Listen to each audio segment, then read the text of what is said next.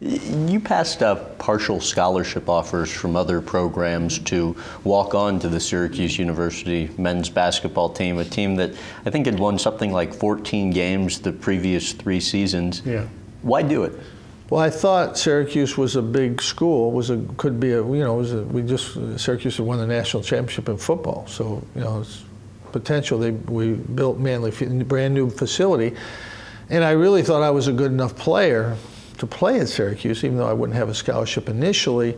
So I think, being the best player in my area, I thought, well, I should be able to play there, and that's going to be the best place, and I can win a full scholarship.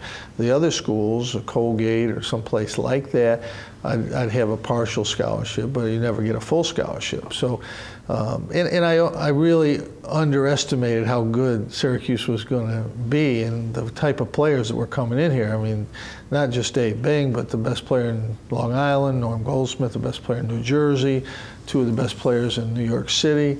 So I kind of a little bit underestimated how tough it was going to be, and it was very difficult. But I was good enough to get a scholarship after 1 year, which was huge. I mean, it really was. But and then be able to play. But it was a gamble. Looking back on it now, I wouldn't advise somebody to do what I did. Really?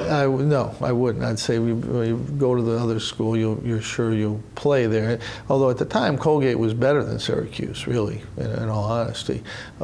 So I thought I had an easier opportunity at Syracuse than there really was. Fred Lewis was a great recruiter. He brought in a great recruiting class, backed it up with another great recruiting class.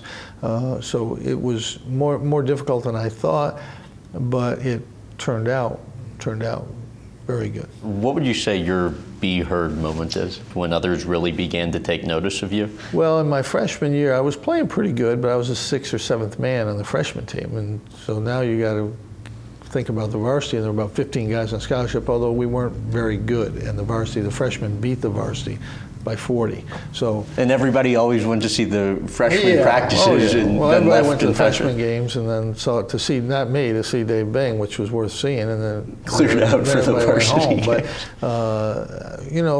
right near the end of my freshman year, I think we played Niagara, and my freshman coach was a big believer in me. He really felt that I was a good player, and before the varsity coach did, Morris Osborne. And I had 27, I think, in a freshman game against Niagara, and he said, "Jim, you're going to be fine here. You're going to be good here." This showed some people, because I know he'd been talking me up and telling Coach Lewis about me, and that summer I got a scholarship, and it was because of Coach Osborne. He pushed it, and that was huge for me to get that scholarship and to know that I was on equal footing, because at that time there was 15 or 16 guys on the varsity still, so there was a lot of competition. It was kind of Dave Bing and the rest of us. I remember I told my mother, I said, this guy up here, I can't play with this guy. This was the first week I was up here. This guy. And she says, "Well, what about the other guys?" And I said, "Well, maybe I can play with them." He said, "Well, just concentrate on that." Dave was, so much more mature than the rest of us. I mean, he knew exactly how to do things. He was very organized and very neat and just very orderly, and I was disorderly, not neat, and not with a clear plan.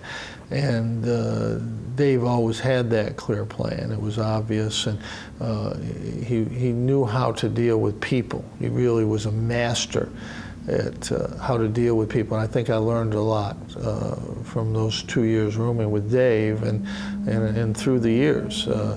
He was not just a great player. I mean, he's one of the great players that ever played this game. He was as athletic as anybody is today in 1960.